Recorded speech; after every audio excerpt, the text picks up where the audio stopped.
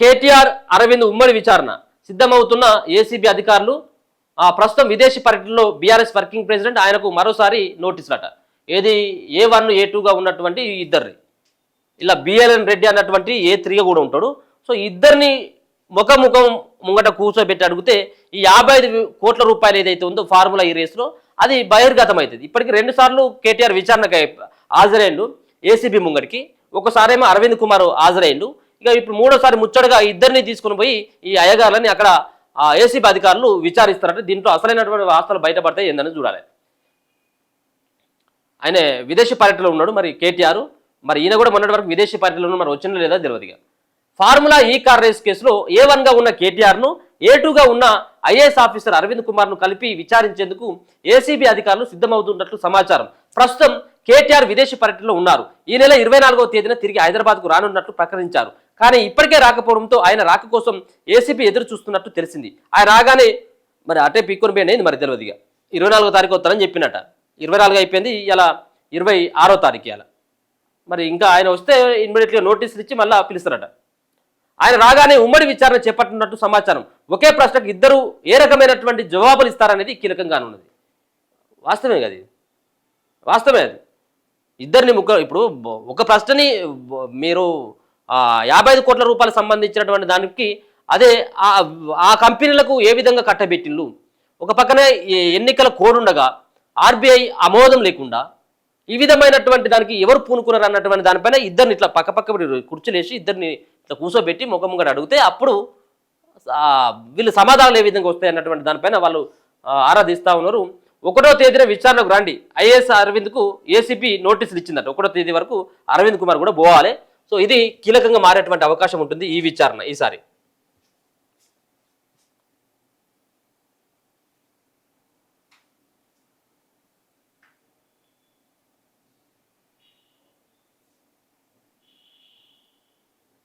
ఒకే సమయంలో ఆ సమయంలో ఒకరిపై ఒకరు మరొకరు ఆరోపణలు చేయకుండా ఉండాలంటే ఒకే చోట విచారించాలని, దానివల్లే ఫలితం ఉంటుందని ఏసీబీ ఆలోచన. ఇలా చేస్తేనే వాస్తవంగా ఏం జరిగిందనే విషయంపైన స్పష్టత వస్తుందని అధికారులు అంచనా వేస్తున్నారు. ఆక్స్ఫర్డ్ యూనివర్సిటీలో జరిగిన కార్యక్రమానికి కేటీఆర్ హాజరయ్యారు. ఆయన 24వ తేదీన తిరిగి రానున్నట్లు ఇప్పటికే ప్రకటించారు. అయితే హైదరాబాద్కు చేరుకోలేదు. ఆయన రాగానే ఏసీబీ అధికారులు నోటీసులు జారీ చేయనున్నట్లు కూడా మనకు అర్థమవుతా ఉన్నది. ఆయనే ఎప్పుడు వస్తుంది, ఆయన 24వ తారీఖు వస్తారని చెప్పేసి 24వ తారీఖు వరకు ఇంకా రాలేదు. ఆయన 1వ తారీఖున మరి A2గా నిందితుడైనటువంటి అరవింద్ కుమార్ని ఏసీబీ అధికారులు రావాలని చెప్పేసి కోరడం, మరి ముఖ్యంగా ఈ కేసులో ఇప్పటికే 2 సార్లు కూడా కేటీఆర్ అటెండ్ కావడం, మరి ఈసారి ఏం జరగబోతా ఉంది. 2 సార్లు విచారించులు 55 కోట్ల రూపాయలకు సంబంధించినటువంటి అవకతవకలే కావచ్చు. మరొక పక్కన దీంట్లో అన్ని రకాలైనటువంటి సమాధానాలను రాబట్టినటువంటి ఏసీబీ మళ్ళీ ఇద్దరు కూర్చోబెట్టి ఏం అడగబోతుంది అనేది ఇప్పుడు కొంత సస్పెన్స్గా అయితే తెలుస్తా ఉన్నది. ఏం జరగబోతుంది, రేపు ఏ విధమైనటువంటి పరిణామాలు ఉంటాయి ఏందనేది మనం 1వ తారీఖు తర్వాత చూడాలి. మరి 24వ తారీఖు వస్తానన్నటువంటి కేటీఆర్ ఎక్కడికి పోయిండు, మరి ఏసీబీ విచారణను ఎదుర్కోవడానికి మరి దానికి ఆక్స్ఫర్డ్ యూనివర్సిటీలో ఒక పక్కన ఆయన మీటింగ్ ఉంది. ఆయన సంబంధించినటువంటి ఒక కార్యక్రమానికి కేటీఆర్ ముఖ్య అతిథిగా హాజరైంది కాబట్టి మరి ఈ 2 రోజులైనా కానీ ఇంకా రాకపోవడం కొన్ని అనుమానాలకు అయితే తావిస్తూ ఉన్నది.